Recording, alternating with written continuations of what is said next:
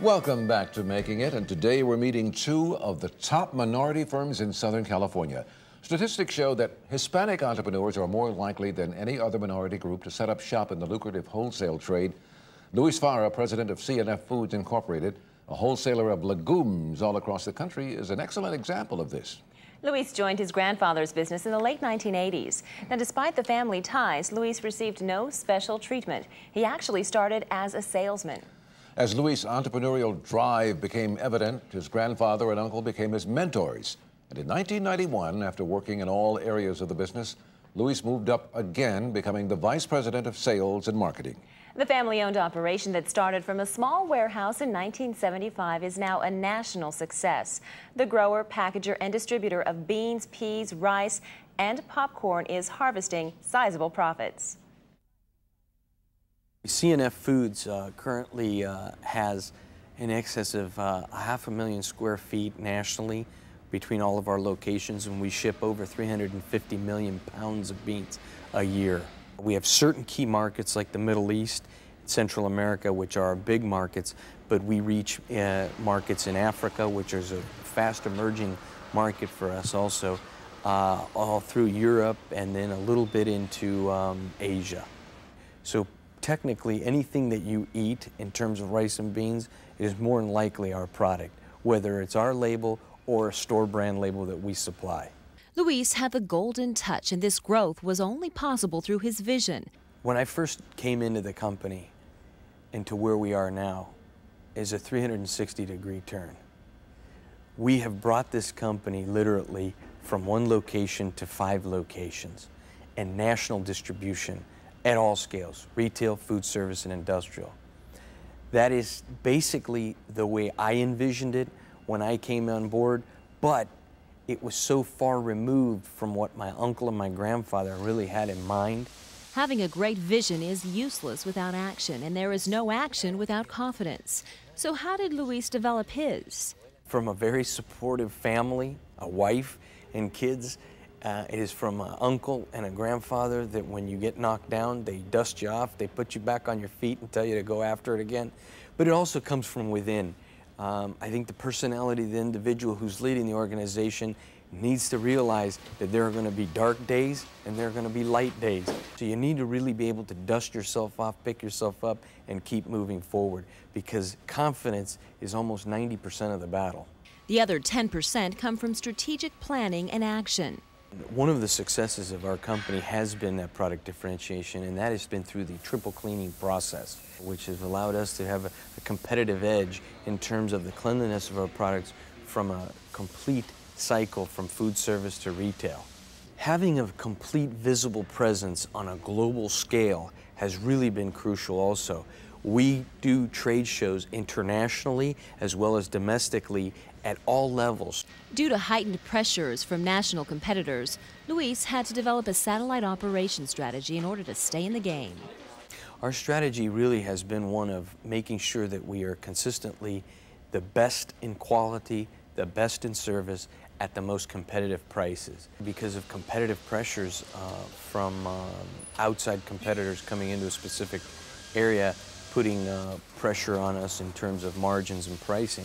We have strategically put facilities in certain parts of the country to cut our delivery times and lead times from our customers to us to be able to give them product just in time. But to reach the top, Luis had to look internally and develop a strong and competent workforce. Putting key people with the correct credentials and experiences in certain areas like in sales and marketing, operation, finances, and surrounding myself with those key individuals has been really the story of our success. But I think that to attract and retain good people is not so much the compensation, although it's a very important part, but it's that feeling of them making a contribution to the overall objectives and goals that the company has set.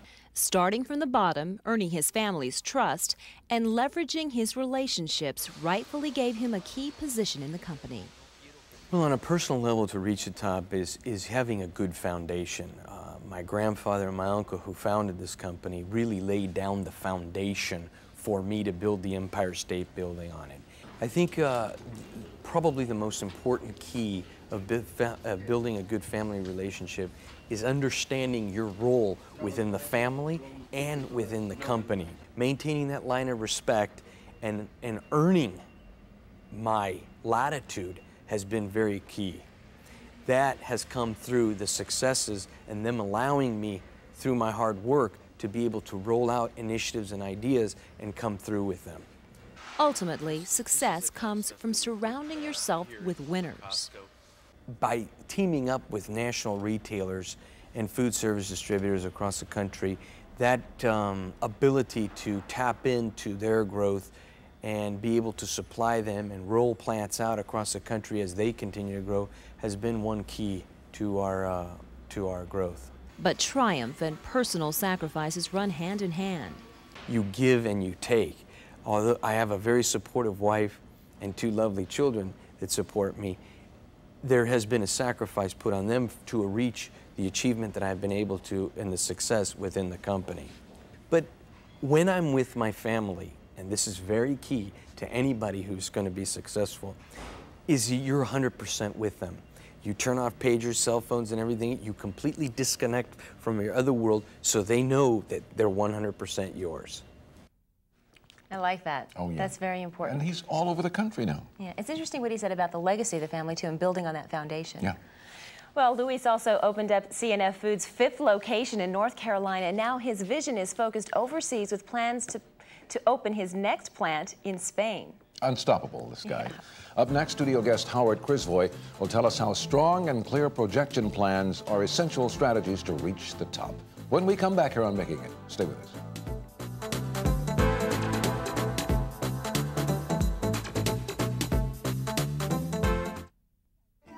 And here's how you can reach the entrepreneurs on today's show. To contact Peggy and Andrew Chung of the Panda Restaurant Group, the number is 626-799-9898. And to contact Luis Fauda at C&F Foods Incorporated, the number is 626-723-1000. And now let's join Larry with our studio guest, University of Southern California's small business analyst, Howard Crisvoy. All right, thank you very much, Lynette. Howard Crisvoy has served as a consultant at USC, assisting clients in obtaining venture capital funding.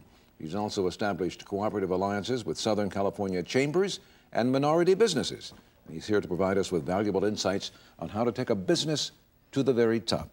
Howard, welcome to Making It. It's good to have you with us today. Thank you very much for inviting us.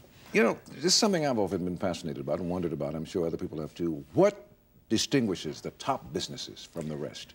I think that probably the thing that really establishes them as being a top-notch company is their business plan. And by a business plan, I don't mean something that's just in their mind that they're aware of, but actually a formal written business plan and their ability to execute the plan. The other important factor is, I think, their ability to share the plan with their employees so that not only does management and the owner understand the plan, but everybody in the company understands the goal and the vision. Okay, Howard, what do you see as the biggest challenge for entrepreneurs in growing their businesses? The biggest single challenge, I believe, is in financing. Okay. At USC, we find that the people that come to us, probably 95% of them come to us with a financing issue. Unfortunately, a lot of times they don't understand financing. They haven't built the relationships that I think are necessary with bankers. Oftentimes in startups, they finance the startup business with their own funds, credit card funds, money from relatives. And once they've started to build a business, once they've been in business several years, they see the need for a real formal financial plan. Okay, so financing.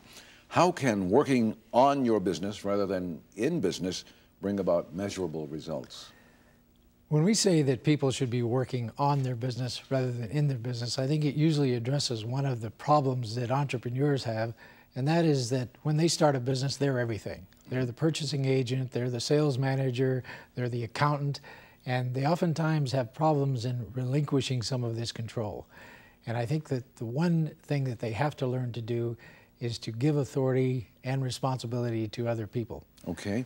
Now, reviewing your business plan, how helpful is that in keeping your business and the growth of your business on track? How often should you do that, for example?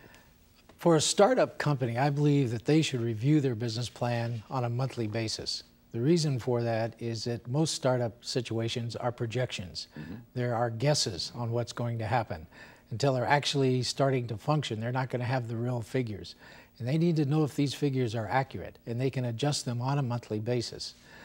If it's a company that's been in business, I think probably a quarterly review of their financial projections and their business plan, because you don't want to do your tax planning on December 31st. Sure. And there's also the possibility you may have to change your business plan as you go along. You can constantly change your plan. We sometimes say that you can succeed your way into bankruptcy. You can be doing so well that actually you're running into cash flow problems. Okay. Now, what are the important factors to consider when expanding your business to multiple locations, as some of the people on today's show did? I think probably the biggest thing to consider is your inventory of both financial resources and also human resources. Do you have the finances to undertake the expansion, and do you have the human resources to implement it? The other thing to consider, I think, is that oftentimes when we start to expand, have we really analyzed the market? Do we understand the markets in other areas? Have we set up proper communications? Do we have a system that can be replicated easily and that has a systematic approach to the business? Good ideas. Thank you very much, Howard. Good to have you with us today. Thank you very much. We'll tell you how to get in touch with Howard Crisvoy when we come back on Making It in just a moment. Stay with us.